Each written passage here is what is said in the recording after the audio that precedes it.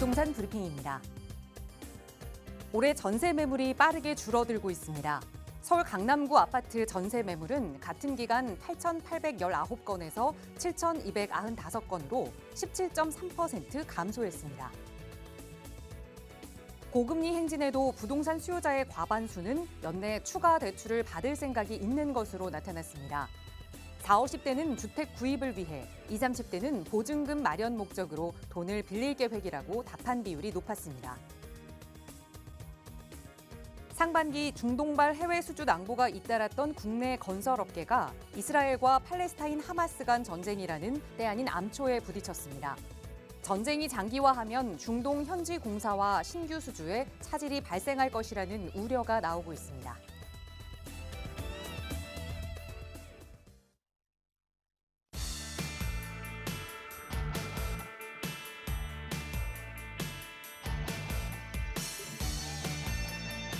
여러분 안녕하십니까? 부동산 고민 무엇이든 물어보세요. 진행의 김진주입니다.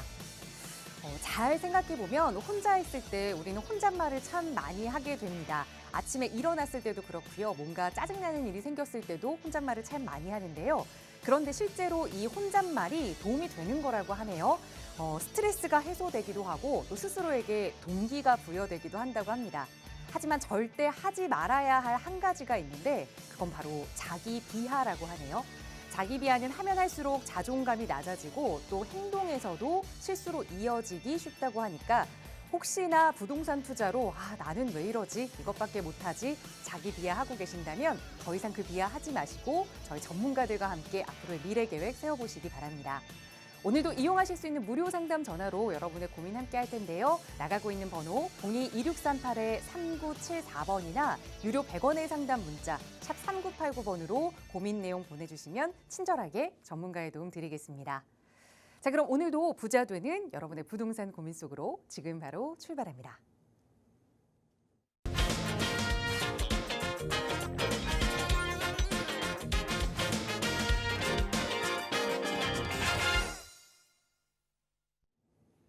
네, 날씨가 좋아서 기분까지 좋아지는 수요일입니다. 오늘 이 시간 또 함께해 주신 부동산 전문가 바로 소개해 드릴게요. 주식회사 드림부동산투자연구소의 정창래 대표 나오셨어요. 대표님 어서 오세요. 네, 안녕하십니까. 자, 매주 수요일마다 우리 시청자 여러분들께서 가지고 계신 부동산에 대한 고민 상담 해결해 드리고 있는데요. 우리가 이제 명절 전에 보면 이제 주택 공급 활성화 대책이 나왔죠. 그래서 이 활성화 대책이 나오면서 앞으로 과연 시장이 어떻게 흘러갈 것인가, 또 어떤 변화가 있을 것인가에 대해서 상당히 좀 이제 관심이 좀 많으실 겁니다. 자, 그런데 이 주택 공급 활성화 대책을 한번 간단하게 제가 좀 말씀을 드리면 사실 말 그대로 지금 공급에 대한 활성화 대책이거든요. 자, 그런데 공급에 대한 어떻게 보면은 뭐 이제 그 부동산 시장 금융 쪽에 유동성을 이제 공급을 한다라던가 이런 그 공급에 대한 대책밖에 없고요. 수요에 대한 대책은 없습니다. 우리가 과연 수요 없는, 그러니까 수요가 없이 공급이 과연 이제 활성화될 것인가 한번 생각을 좀 해봐야 될 것 같습니다. 그래서 제가 봤을 때는 이번에 나온 주택공급 활성화 대책은 사실은 시장에 큰 의미는 없다라고 좀 정리를 해드려야 될 것 같고요. 자, 부동산에 대한 고민, 무엇이든지 괜찮습니다. 뭐 매도에 대한 고민, 아니면 매수에 대한 고민, 아니면 최근에 이제 워낙 이제 그 분양 시장 같은 경우가 서울 같은 경우에는 경쟁률이 심하잖아요. 그래서 뭐 부동산 청약에 대한 고민, 아니면 부동산 세금에 대한 고민도 괜찮으니까요. 부동산 고민 있으시면요. 주저하지 마시고 전화해 주시면 제가 속 시원하게 풀어드릴 테니까 많은 전화 참여 부탁드리겠습니다. 네, 추석 연휴가 모두 끝나고 이제 정말 2023년 하반기도 얼마 남지 않았습니다. 이 하반기 투자 전략 어떻게 세워야 하는지 궁금한 점 있으시거나 또 마음에 고민 있으시다면 나가고 있는 무료 상담 전화 이용하세요. 정창래 대표의 상담 받아보실 수 있고요. 저희 방송 시간에도 늘 성심성의껏 여러분의 고민 만나고 또 다뤄드리고 있지만 조금 더 자세한 투자 이야기 나눠보실 수 있는 무료 세미나도 준비하고 있습니다. 이번 주에도 역시 정창래 대표와 함께 하실 수 있는 시간 준비하고 있는데요. 대표님 바로 소개 부탁드릴게요. 원래 제가 이번 주 이제 목요일 오후 2시에 세미나를 이제 준비 중에 있었는데요. 그 이번 주는 제가 갑자기 또 외부 이제 일정이 또 있는 바람에 다음 주 목요일 오후 2시에 제가 이제 세미나를 이제 준비 중에 있습니다. 지금 화면으로 지금 나가는 것처럼요. 자, 이번에 아까 제가 그 주택 공급 이제 활성화 대책에 대해서 이제 잠깐 짧게 좀 말씀을 드렸는데 이제 큰 의미는 없을 거다라고 말씀을 드렸는데 그런데 어찌 됐든 우리가 서울 도심에 주택 공급을 활성화시키려면 사실은 우리가 재개발이라던가 재건축 같은 정비 사업 외에는요. 예, 대안이 없습니다. 자, 그러면 서울 도심의 주택 공급을 활성화하기 위해서는 정비 사업이 진행이 될 수밖에 없다라는 거죠. 예, 그래서 우리가 지금 현재 지금 노후된 저층 주거 지역들을 보면 신속이라던가 아니면 모아타운이라던가 아니면 역세권 시프트라던가 이런 그 저층 주거 지역들이 지금 정비 사업이 지금 상당히 지금 활발하게 진행이 되고 있습니다. 자, 그런데 이런 지역들을 보면 사실은 뭐 이제 신속으로 이제 지정이 되거나 모아타운으로 지정이 되거나 뭐 역세권 뭐 시프트로 뭐 동의서가 진구를 시작하거나 뭐 이렇게 되게 되면 가격이 큰 폭으로 오르게 되거든요. 예, 그래서 우리가 보통 일반적으로 우리가 부동산 시장에서 이 가격이 가장 많이 오르는 거는 개발 초기에 대한 이 개발 초기 때 가장 많이 오릅니다. 그 이유가 뭐냐면 기대감 때문에 오른다라는 거죠. 예, 그래서 지금 서울 같은 경우는 어찌됐든 정비 사업이 활성화될 수밖에 없기 때문에 만약에 소액으로 투자를 하신다 그러면 개발이 될 만한 지역에 남들보다는 반발자국 앞서서 선점하는 전략이 필요하거든요. 예, 그래서 제가 그 다음 주 세미나에서는요, 서울 도심 지역에 또 핵심 지역에 소액으로 뭐 투자 금액 한 1억에서 2억 사이 소액으로 그 선점할 수 있는 핵심 투자 전략에 대해서 제가 좀 세미나를 할 예정에 있으니까 세미나에 많은 참석 부탁드리겠습니다. 네, 이번 주 아니고 다음 주 목요일에 진행되는 무료 세미나입니다. 2주 만에 진행되는 세미나다 보니 또 많은 분들이 참여하시려고 할 텐데요. 선착순으로 함께 하실 수 있습니다. 무료 세미나 원하신다면 나가고 있는 번호 02-2638-3974번으로 문의 주세요. 자세하게 참여 방법 안내 도움 드리겠습니다. 자, 저희 방송 시간 통해서도 오늘 여러분의 고민 만나보고 또 해결해 드려야 할 텐데요. 오늘 첫 번째 시청자분 전화 바로 연결해 볼게요. 여보세요. 네, 여보세요. 네, 안녕하세요. 반갑습니다. 네. 네, 시청자님 오늘 어떤 부동산 이야기 좀 나눠볼까요? 아, 여기 지금 부산입니다. 부산인데요. 네. 여기 아들이 네. 서울에서 대학 졸업하고 네. 취업을 한 지 한 1년 정도 됐는데, 네.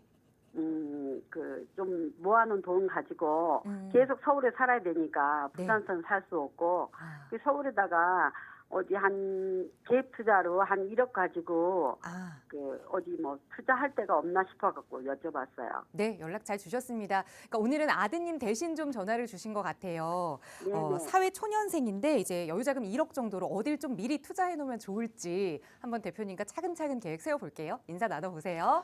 예, 안녕하세요. 반갑습니다, 청자님. 네, 안녕하십니까. 예, 그 아드님이 작년에 취업하셨다고요? 네, 아, 취업해서 서울 살고 있는데 예, 여기 부산이니까 예. 거기 서울을 잘 모르니까 아, 좀 그러세요? 못해가지고 예, 한 예. 그 1억 가지고 어디 뭐 좀 뭐 빌라 같은 거 이런 거라도 좀 예. 재개발되는 대로 좀 사놓을 수 없을까 싶어가지고. 그렇죠. 지금 보면 지금 이 서울이라는 지역이요. 네. 서울이라는 지역이 지금 아파트 가격이 상당히 많이 올랐죠. 그렇죠?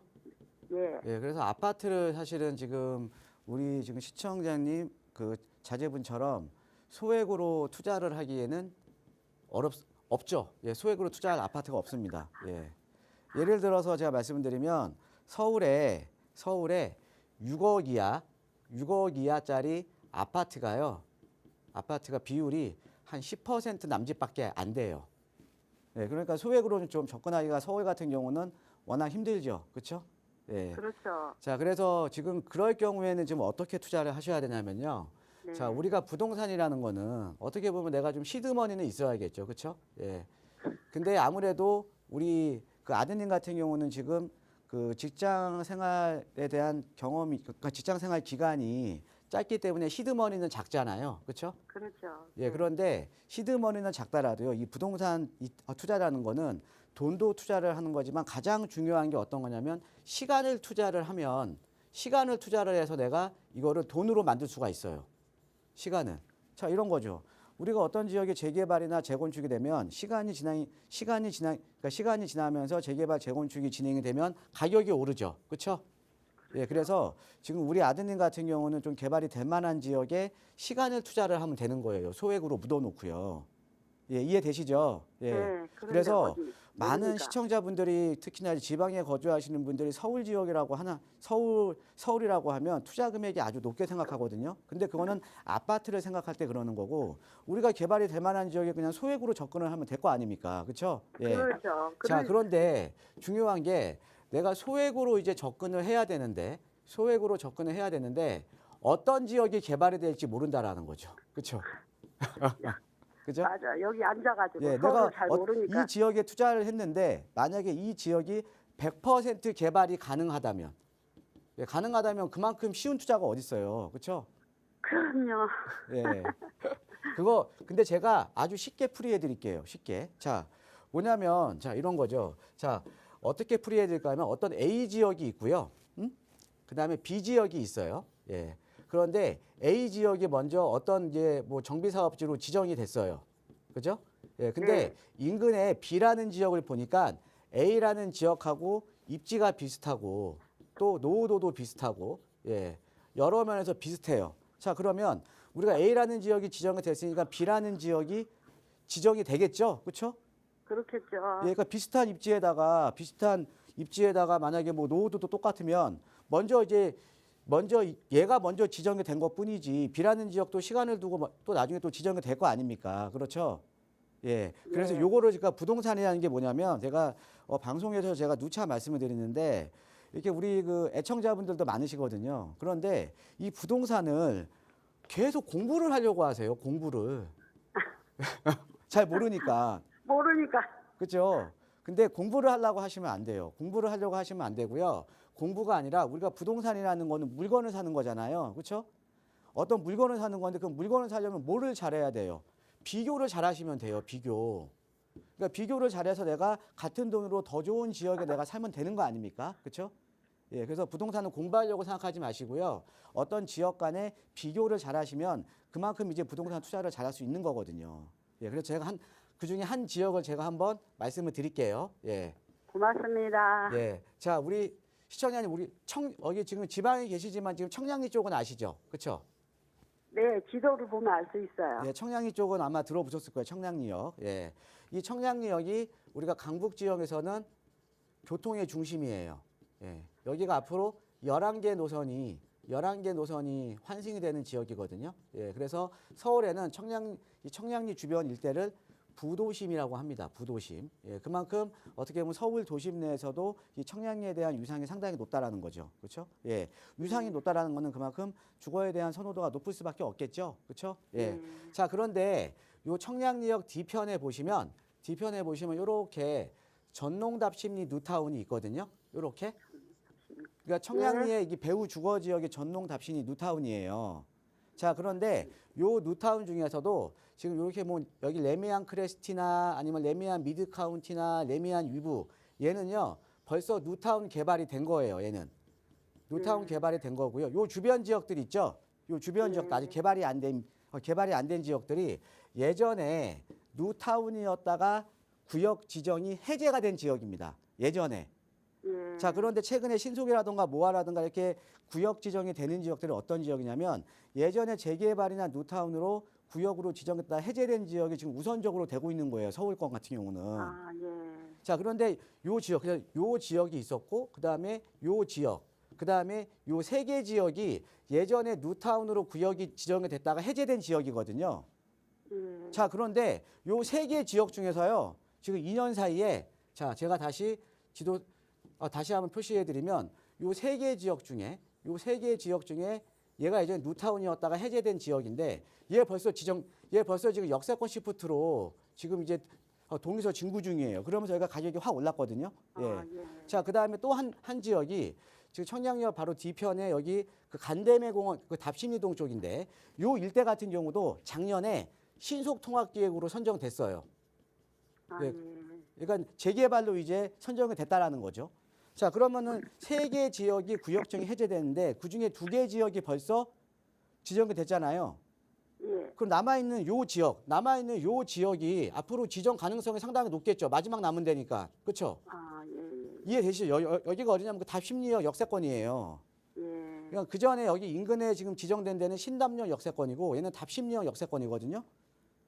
그래서 거기 여기 같은 경우가 지금 우리 시청자님 지금 한 1억 정도 있으시다고 하셨잖아요. 예. 한 1억 정도는 약간 힘들 것 같고 한 1억 2, 3천 정도? 1억 2, 3천 정도로 이쪽은 투자가 가능해요. 그러면 빌라를 사야 된다 이 말씀이죠? 그렇죠. 근데 빌라를 사야 되는데 근데 여기가 이제 그러니까 기존에 뉴타운 해제됐다가 새롭게 지정된 지역보다 여기가 이게 좋은 장점이 있는 게 뭐냐면 여기가 노후도는요. 이 세 개 지역 중에서도 가장 높았어요. 아, 노후도가 그러니까 우리가 이제 노후도가 높아야 이제 개발이 가능한 거잖아요. 그렇죠? 예, 예. 그래서 우리가 보통 신속통합지역으로 선정되려면 30년 노후도 67% 이상이 돼야 되는데 그래서 여기는 67% 이상이 되니까 된 건데요. 여기 지정된 지역보다 여기는 노후도가 30년 노후도가 80%가 넘어가요. 아, 예. 그러니까 더 노후도가 높죠. 그렇죠? 예, 예. 자, 거기에다가 우리가 노후도가 높다라는 거는 뭐냐면 노후도가 높은 지역들은 일반적으로 빌라들이 별로 없는 거예요. 빌라들. 그러니까 빌라들이 상대적으로 많은 지역들은 노후도가 좀 떨어지겠죠. 아, 네. 근데 빌라들이 그러면 별로 없는 지역들은 노후도가 상당히 높을 거 아닙니까? 그렇죠? 그래서 여기가 노후도가 상당히 높은 지역이기 때문에 여기가 보면 빌라들이 별로 없어요. 이 지역이. 아, 예. 이 답신지역 인근 옆에 레미안리브 아래쪽이 빌라들이 별로 없어요. 아, 예. 자, 빌라들이 없다라는 건 뭐예요? 여기에 조합원 수가 적다라는 거죠.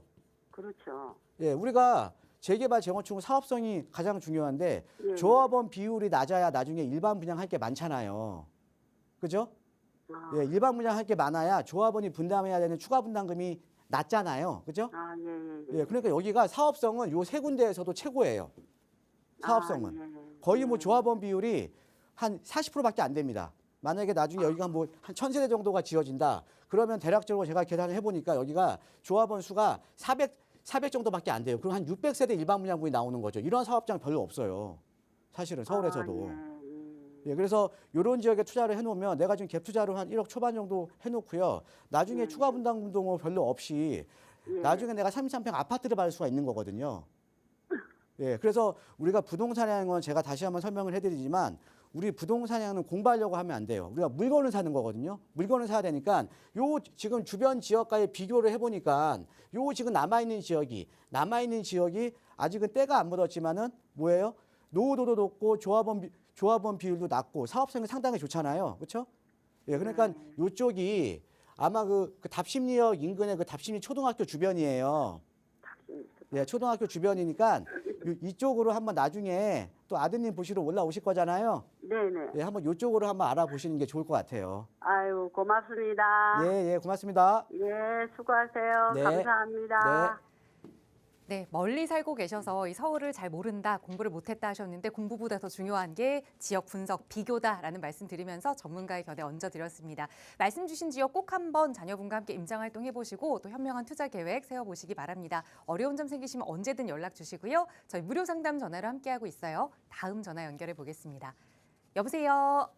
네, 여보세요? 네, 안녕하세요. 반갑습니다. 네, 안녕하세요. 네, 시청자님 오늘 어떤 부동산 이야기 나눠볼까요? 아파트 메인 문의를 좀 드려보려고 하는데요. 네, 어떤 아파트를 지금- 보셨을까요? 네네, 용인 수지 성북동에 네, 롯데캐슬 아파트 지금 분양받아서 4년차 거주 중인데요. 네, 여기를 지금 매도하고 네. 서울에 있는 아파트로 좀 갈아타기를 하고 싶은데 지금 용인 그 롯데캐슬은 41평 정도 되거든요. 근데 지금 15억 정도의 매도가 가능해요. 네, 그래서 지금 보유하고 있는 자금이랑 합쳐서 네. 올림픽 선수촌 아, 여기 매입해서 거주해도 괜찮을지 좀 여쭤보고 싶어서요. 네, 연락처 주셨습니다. 그러니까 분양받아서 거주까지 하고 계시는 용인 성북역 롯데캐슬 이 아파트를 조금 매도하고 여기에 내 여유 자금을 보태서 갈아타기 할 시기가 맞는지 그리고 말씀 주신 올림픽 선수 기지촌으로 갈아타도 괜찮은지 두 개 한번 이야기 나눠볼게요. 대표님과 인사부터 나눠보세요. 네, 안녕하세요. 반갑습니다, 청자님. 네, 반갑습니다. 예, 지금 이제 성북동에서 그러니까 용인이죠. 예, 용인 네네. 이제 성북동에서 지금 이제 송파 쪽으로 지금 이제 갈아타기를 하시려고 하시는 거잖아요. 네. 예, 일단 결론부터 말씀드리면요. 빨리 갈아타세요. 아, 네. 예, 빨리 갈아타셔야 됩니다. 예. 네네. 일단은 내가 이제 갈아타기를 했을 때 장단점은 좀 있거든요.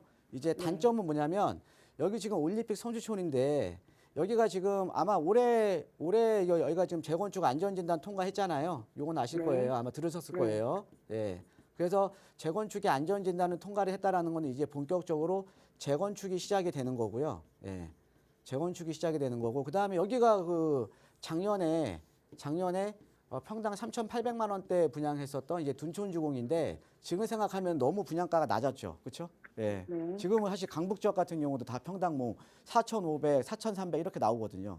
예. 그러니까 작년 말에 사실 이거 올림픽 파크 포레온 예, 분양가가 어떻게 보면 지금 와서 지금 1년이 지난 시점에 보면은 상당히 좀 분양가가 낮았잖아요. 그렇죠? 그래서 이제 올림픽 파크 포레온 바로 옆에 있는 이제 올림픽 선수촌이 바로 여기에 있는데 올림픽 선수촌 같은 경우는 앞에 지금 올림픽 공원 이렇게 공원이 앞에 크게 있고요. 그다음에 5호선, 9호선이 또 지나가기 때문에 강남과의 접근성, 도심 접근성이 상당히 좋아요.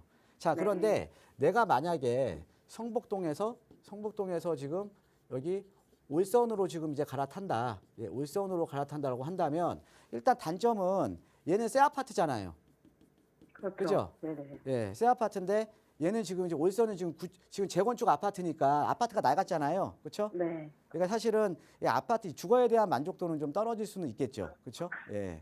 자, 그런데 그럼에도 불구하고 그러니까 주거에 대한 만족도는 떨어질 수 있다라는 게 단점이지만 우리가 투자 가치로 보면 무조건 갈아타셔야 돼요. 투자 가치로 보면. 예. 그 이유를 한번 설명을 해 드릴게요.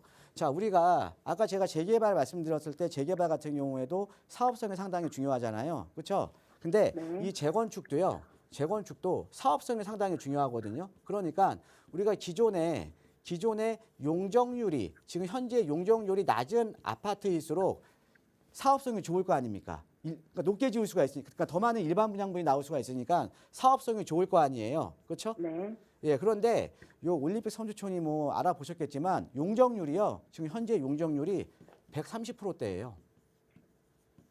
자, 그럼 현실적으로 우리가 만약에 여기가 개발이 되게 되면 물론 지금은 이제 안전진단을 통과한 시점이기 때문에 지금은 뭐 정확하게 우리가 정확하게 제가 지금 정비 계획은 제가 정확하게 잡을 수는 없지만 간단하게 보면 그냥 지금 현재 여기가 5,540세대인데 그냥 간단하게 보면 여기 그럼 2배 나오는 거예요. 2배. 그럼 일반 분양분이 2배 이상 나오는 거잖아요. 그렇죠? 네. 재건축 아파트에서 이렇게 2배 이상 일반 분양 나오기 어렵습니다. 그만큼 사업성이 좋은 지역이에요. 이해되시죠? 예. 네네. 그래서 올림픽 선수촌 같은 경우는 만약에 여기 매수하시게 되면 사업성이 좋기 때문에 추가 분담금 부담이 적고요. 예. 그다음에 우리가 이 강남권에서도 지금 5,000세대 넘는 대단지 이제 없어요. 대단지 없어요. 이제 대단지 재건축들이 없어요, 이제. 자, 왜 이게 대단지가 중요하냐면 지금 현재 아파트 가격을 결정하는 요인 중에 또 하나의 지금 최근에 이제 중요한 이제 변수가 되는 게 뭐냐면 이 재건축이 됐을 때 아파트 단지 내 커뮤니티예요, 커뮤니티.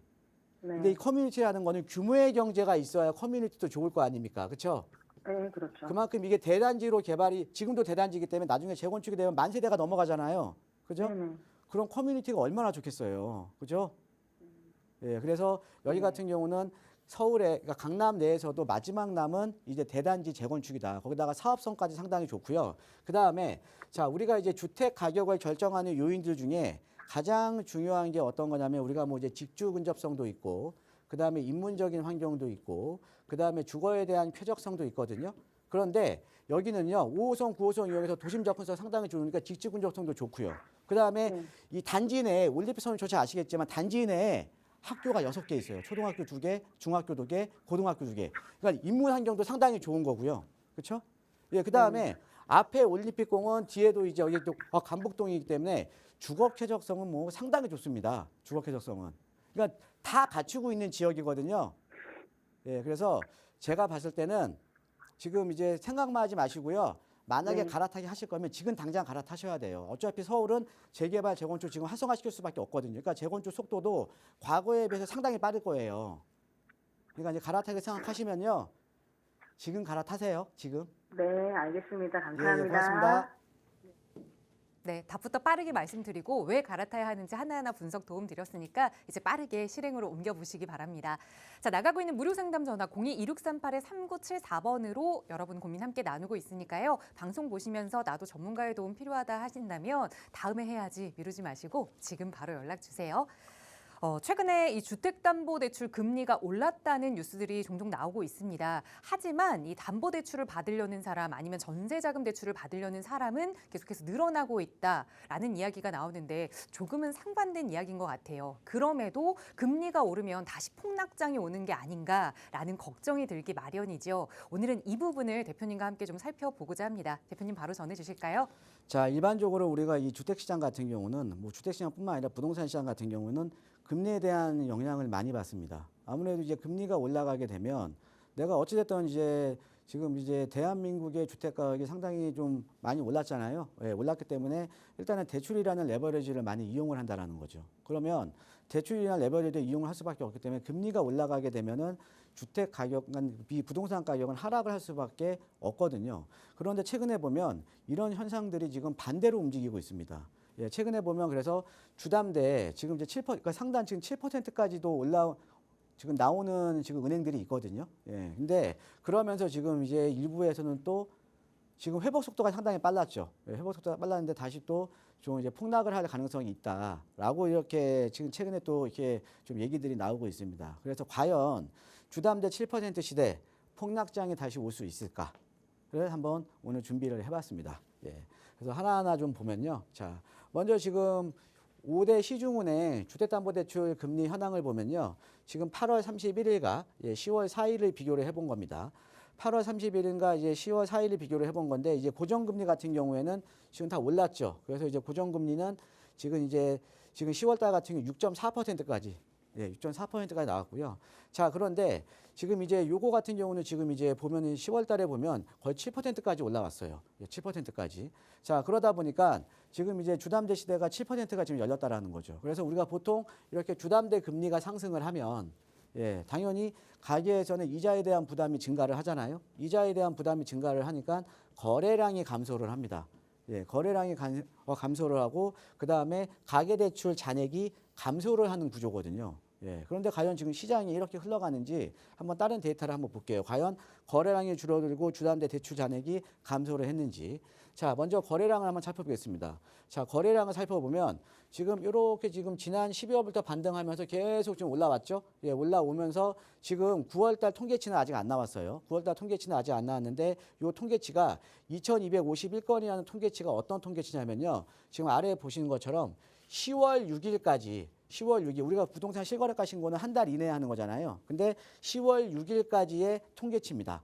자, 그러면은 지금 3분의 1도 안 지난 시점에 벌써 2,200건이라는 거죠. 자, 그럼 이걸로 요 통계치로 미루어 짐작을 해봤을 때 아직 24일이라는 기간이 남아 있기 때문에 8월 달보다는 더 거래량이 높게 지금 나올 가능성이 높잖아요. 그렇죠? 그러니까 거래량은 금리가 올라감에도 불구하고 되려 지금 거래량은 지금 늘어나고 있다라는 거죠. 자, 그리고 이제 주택가격 매매 변동률을 보면 서울 같은 경우는 계속 지금 플러스를 서울이나 수도권 전국적으로 보면 지방도 마찬가지고 다 플러스를 유지하고 있고요.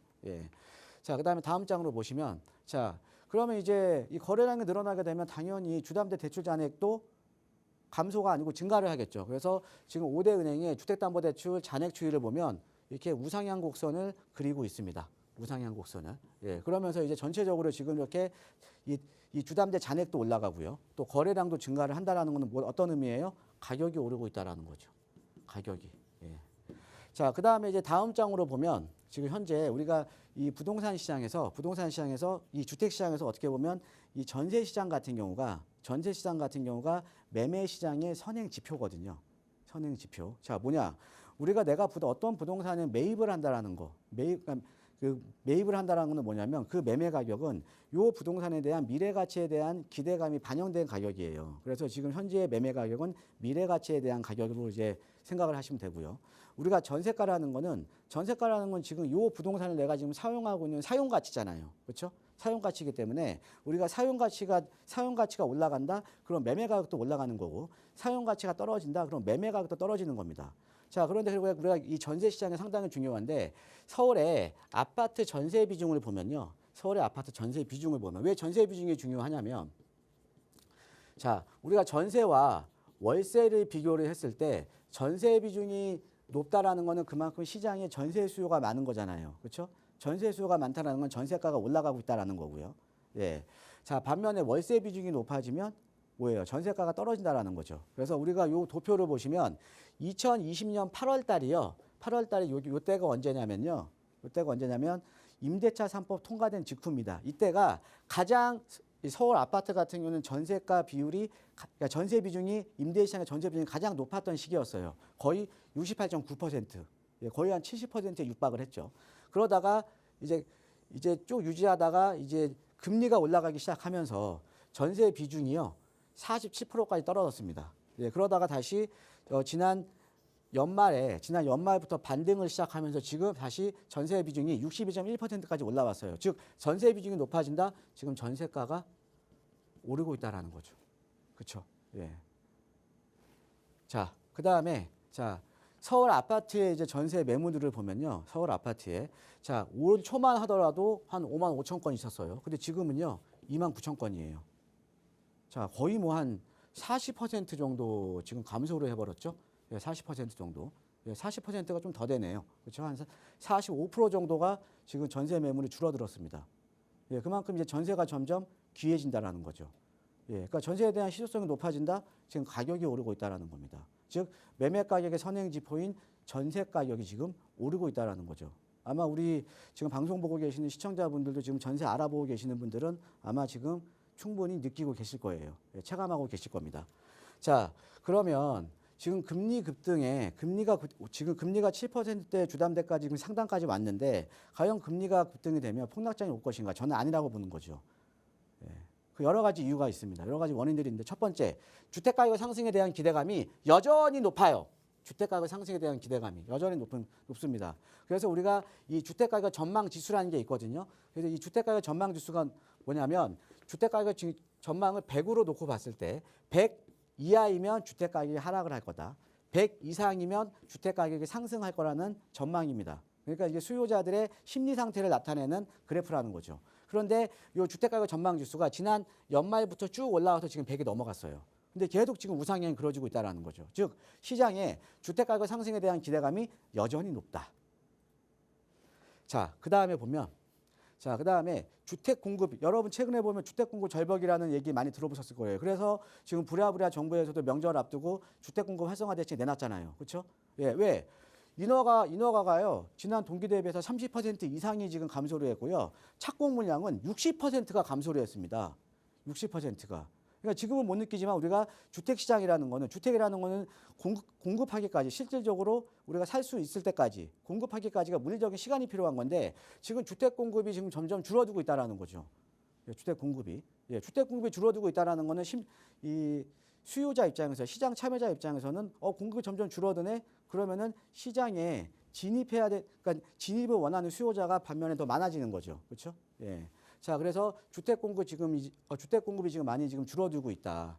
그다음에 서울만 보면 서울의 아파트 입주 물량은요. 지금 2023년 대비해서 올해 대비해서 내년에 더 줄어들어요.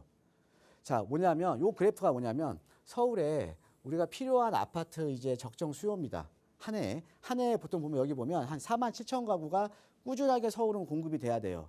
그런데 우리가 왜 지금 서울의 외지인 매입 비율, 그러니까 외지인들이 서울에 부동산에 매입하고 이런 이유가 뭐냐면 적정 비율이 4만 7천 가구인데 지금 2008년도부터 지금 2026년도까지 지금 예상치를 보면요. 기존에 공급됐던 거랑 불과 공급이 초과됐던 지역은 2008년도밖에 없었어요. 그다음에 그 이후에는요. 공급이 다 적정 수요보다 이제 줄어들었죠. 그러니까 서울 같은 경우는 공급을 할 수가 없는 구조입니다. 왜? 땅이 없으니까. 그렇죠? 또 재개발 재건축을 통해서 주택 공급하는 것도 한계가 있는 거고요. 그래서 지금 서울 같은 경우에 지금 어찌됐든 서울 같은 경우는 주택시장에 있어서 대한민국에서는 어떻게 보면 주택시장에서는 안전한 지역이잖아요. 이만큼 공급이 안 되는 지역이기 때문에.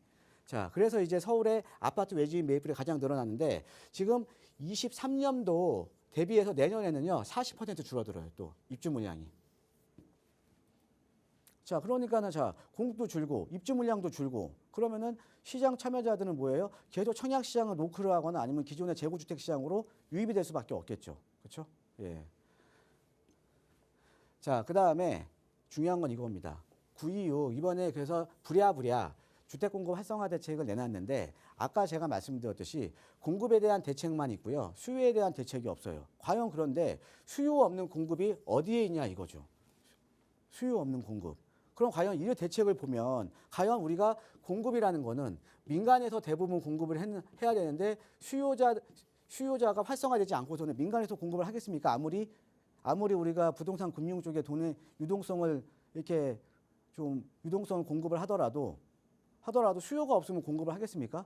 그러니까 뭐냐? 이번에 나온 활성화 대책을 보면 지금 공급을 하겠다라고는 하는데 공급이 지금 없을 거라는 거죠.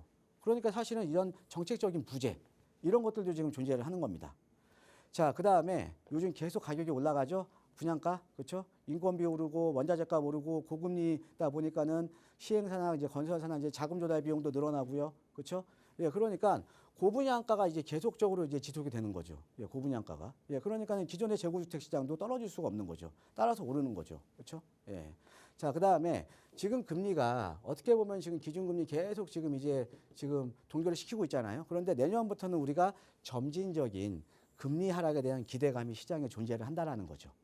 내년에는. 예, 그래서 지금 이제 최근에 보면 주담대 금리가 7% 상단까지 지금 오면서 어떻게 보면 이 폭락에 대한 얘기들이 많이 나오는데 제가 봤을 때는 뭐 전세 시장이라던가 주택 공급 양이라던가 입주 물량이라던가 그다음에 여러 가지 요건들을 봤을 때 사실은 시장에 가격이 떨어질 이유는 없을 것 같습니다. 그래서 여러분들 우리가 이런 어떻게 보면 시장에 대한 추이를 알아야 우리 시청자 여러분들께서 갈아타기를 하시거나 내가 매수를 하거나 매도를 하시는데 도움이 되시거든요. 그래서 오늘 그런 분들을 위해서 좀 도움이 되는 강의를 좀 준비를 해봤습니다. 예. 그래서 오늘 강의는 여기에서 마치도록 하고요. 제가 이제 이번 주 아니고 다음 주 목요일 오후 2시에 예, 세미나를 준비 중에 있습니다. 우리가 부동산 시장이라는 거는 정책과 뗄래야 뗄 수가 없죠. 그래서 우리가 이제 정책도 상당히 좀 중요하고요. 이 정책적인 방향성에 따라서 또 시장이 흘러가거든요. 그래서 다음 주 목요일 오후 2시 세미나 주제는요. 자, 어찌됐던 서울의 주택 공급을 하기 위해서 이제 주택 공급이 지금 너무 이제 인허가 물량도 줄어들고 착공 물량도 줄어드니까 주택 공급 활성화 대책이 나왔습니다. 그런데 서울 같은 경우에는 주택 공급 활성화 시키려면 예, 재개발 재건축밖에 대안이 없어요.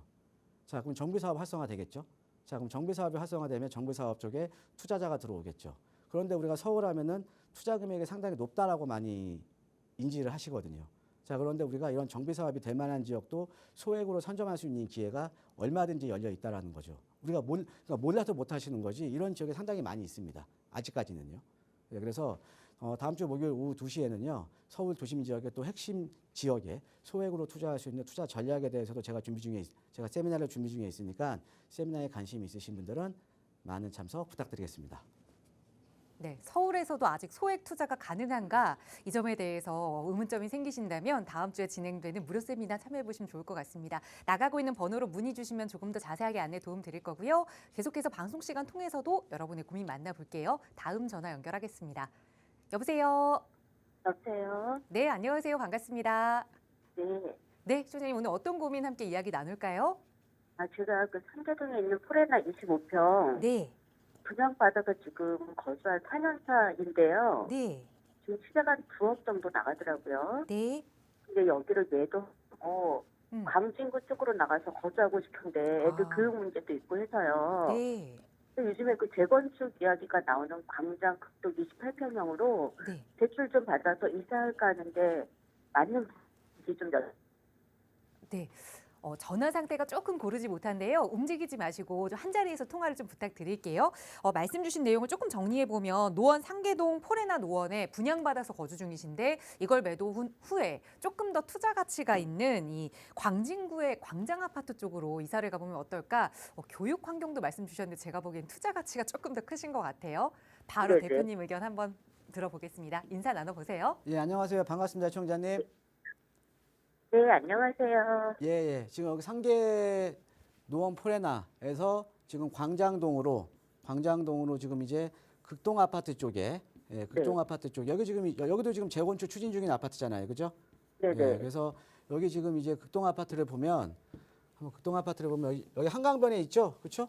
예. 네네. 여기 이렇게 보시면 이제 강장극동 1차, 2차 여기 이제 1차, 2차인데 여기 통합 재건축을 할 거고 지금 한강변에 있잖아요. 옆에 강나루역 있고 그다음에 여기 뭐 강장동 일대 같은 경우가 잘 아시겠지만 서울에서 이제 3대 학군이 있는데 3대 학군은 어디냐면 이제 대치동, 그다음에 중계동에 있는 은행 사거리 쪽, 그다음에 목동 신시가지인데 여기에 하나가 더 추가가 되면 4대 학군으로 볼 수 있는 데가 이제 강장동 학군이에요.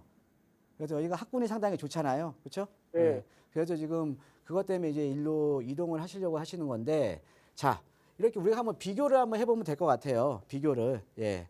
자, 한번 비교를 한번 해볼게요. 예. 네. 자, 우리가 부동산이라는 거 아까 제가 말씀드렸듯이 비교를 잘해야지 우리가 되는 거잖아요. 그렇죠? 예.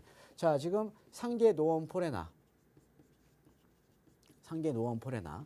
그 다음에 지금 광장 극동. 비교를 한번 해볼게요. 광장 극동. 예. 비교를 한번 해보면, 자, 첫 번째로 우리가 주택 가격을 결정하는 요인 중에 가장 중요한 게 바로 직주 근접성입니다. 직주 근접성. 이게 뭐냐? 그러니까 우리가 아무래도 이제 주택에 대한 수요가 상대적으로 많은 지역이 주택에 대한 선호도가 높고 주택 가격이 높게 형성이 되겠죠. 그렇죠? 네. 예. 근데 그래서 이게 직장하고 주거지와의 접근성인데 우리가 상계동하고 광장동을 보면 당연히 직주 근접성은 광장동이 뭐 앞에 바로 앞에 이제 강남이니까. 그렇죠? 송파 강남이잖아요. 네. 그러니까 당연히 도심 접근성은 직주 근접성은 광장극동이 난 거고요. 그다음에 두 번째, 우리가 이제 인문 환경을 보면 인문 환경이라는 게 뭐냐면 우리가 학군이라던가 상권이라던가 이런 인문적인 환경이 상대적으로 더 좋은 지역들은 더 주택 가격이 높게 형성이 되잖아요. 그렇죠? 근데 인문적인 환경을 비교해봐도 아까 광장극동 서울의 4대 학군 중에 하나입니다. 당연히 광장극동이 인문적인 환경이 상당히 높고요. 그다음에 세 번째로 보면 주거에 대한 쾌적성이에요. 주거에 대한 쾌적성. 주거에 대한 쾌적성을 보면 지금 상계농원보다는 당연히 광장극동이 그냥 한강변이잖아요. 그렇죠? 예, 그러니까 광장극동이 직주 근접성이라던가 인문적인 환경이라던가 주거 쾌적성이 훨씬 더 뛰어난 지역입니다. 예, 그러니까 또 가격도 당연히 더 높죠. 재건축 아파트임에도 불구하고. 그죠? 네. 자, 그래서 모든 면에서 상계농원보다 당연히 지금 광장극동으로 당연히 이사를 하셔야 되는 거죠. 그러니까 갈아타기를 하셔야 되는 거예요. 자, 거기에다가 네 번째 하나 더 추가하면요. 자, 우리가 한강변 라인 같은 경우에는 어떻게 보면 한강 조망에 대한 프리미엄이 있잖아요. 그렇죠? 네. 근데 우리가 광장극동은 또 남향으로 그러니까 한강변 라인이기 때문에 한강 조망권이 영구 조망권이에요. 영구 조망권. 그죠? 자, 우리가 한강 조망이라는 거는요. 자, 우리 시청자님 최근에 느끼셨을 거예요. 가격이 오르는 것도요. 선호도가 높은 지역이 더 많이 올랐고 떨어졌다가 회복하는 것도 더 빨리 회복을 하고 더 높게 또 회복을 했습니다. 그렇죠? 점점 시장이 양극화되는 거잖아요. 그렇죠? 네. 자, 그러면 과연 서울에서 한강을 바라볼 수 있는 한강을 영구적으로 조망할 수 있는 아파트에 대한 프리미엄은 시간이 지나면 지날수록 높겠죠. 그렇죠? 더 그 가치가 높아질 거 아닙니까? 그렇죠? 네. 근데 광장극동은 영구 조망권이잖아요. 그렇죠? 그래서 어떻게 보면 한강 조망을 내가 남향으로 바라볼 수 있다. 특히 이제 우리가 이제 강북 쪽에서는 남향으로 바라볼 수 있다라는 거는 시간이 지나면 지날수록 이거는 특권입니다. 특권.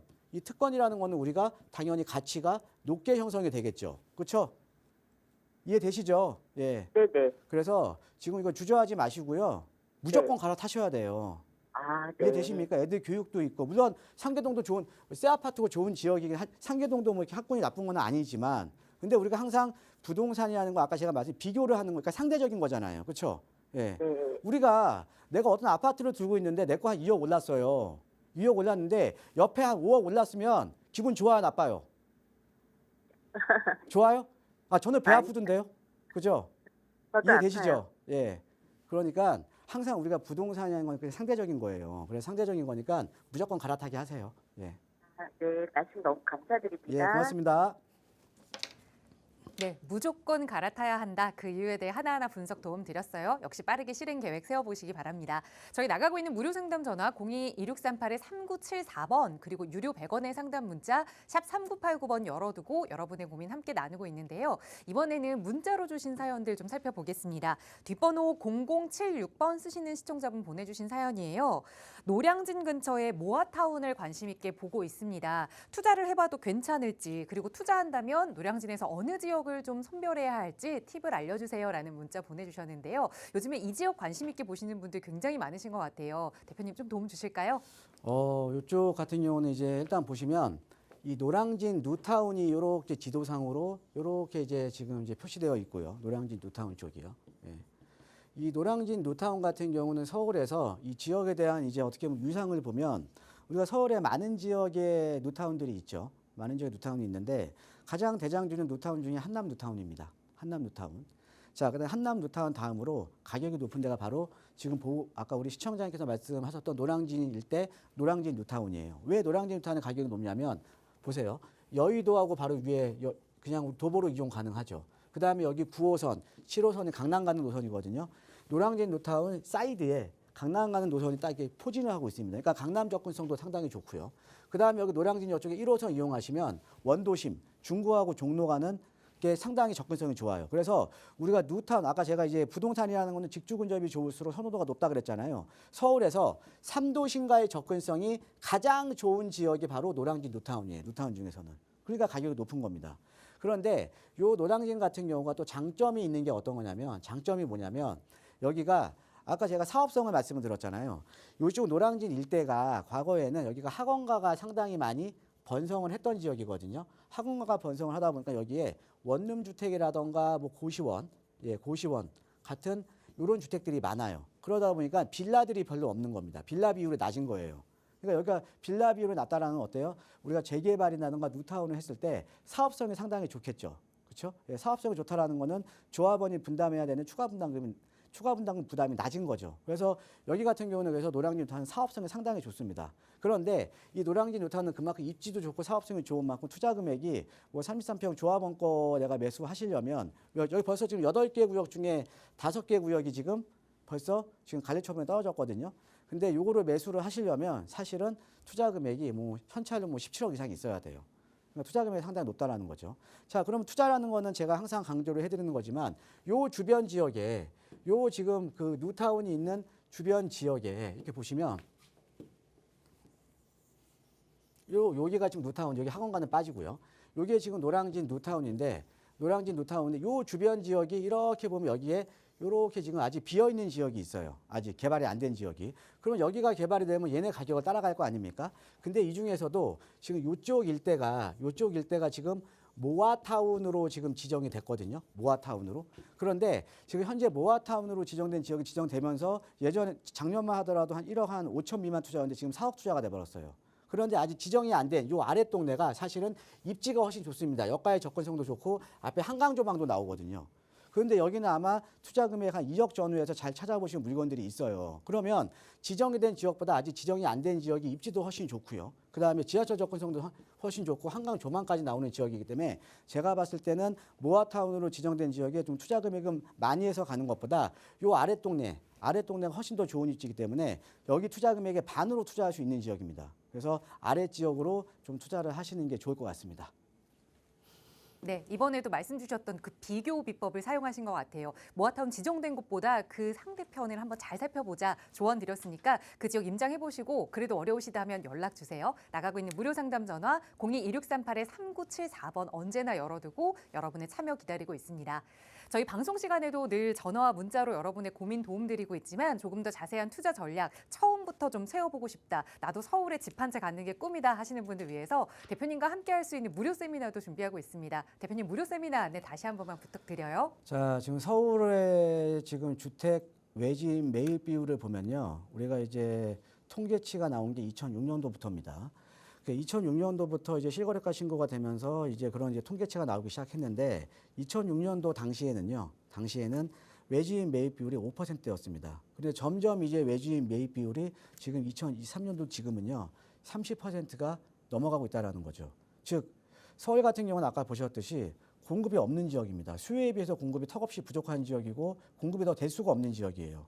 그러니까 어떻게 보면 대한민국에서는 주택시장 중에 가장 안전한 지역이니까 이렇게 외지인 매입 비율이 가장 높아지고 있다는 거죠. 자, 외지인 매입이 높아지고 있다는 거는 서울에 살고 계시는 분들 자체도 내 집 마련이 점점 어려워지고 있는 겁니다. 자, 그런데 이 서울에는 지역에 관심은 있으신데 투자 금액이 상당히 높다라고 항상 생각을 하시거든요. 우리가 아파트나 이런 것들은 투자 금액이 상당히 높잖아요. 그렇죠? 자, 하지만 서울 같은 경우에는 앞으로 정비 사업이 활성화되기 때문에 이 정비 사업지에 소액으로 투자할 수 있는 지역이 상당히 많습니다. 소액으로 1, 2억 정도로 투자할 수 있는 지역이 상당히 많거든요. 예, 그래서 다음 주 목요일 오후 2시에는요. 그런 투자에 대한 핵심 지역에 소액으로 투자할 수 있는 투자 전략에 대한 제가 세미나를 준비 중에 있으니까 세미나에 관심 있으신 분들은 많은 세미나 참여 부탁드리겠습니다. 네, 저희 방송 끝난 이후에도 무료 상담 전화 계속 열어두겠습니다. 무료 세미나지만 성착순으로 함께 하실 수 있으니까요. 나가고 있는 번호로 문의 주세요. 자세하게 참여 방법 안내 도움 드리겠습니다. 아울러 저희 프로그램은 여러분께 보다 다양한 정보 제공하기 위해 마련되고 있습니다. 해당 부동산의 가치나 매물 가격의 상승 하락은 보장하지 않는다는 점 유의해 주시기 바랍니다.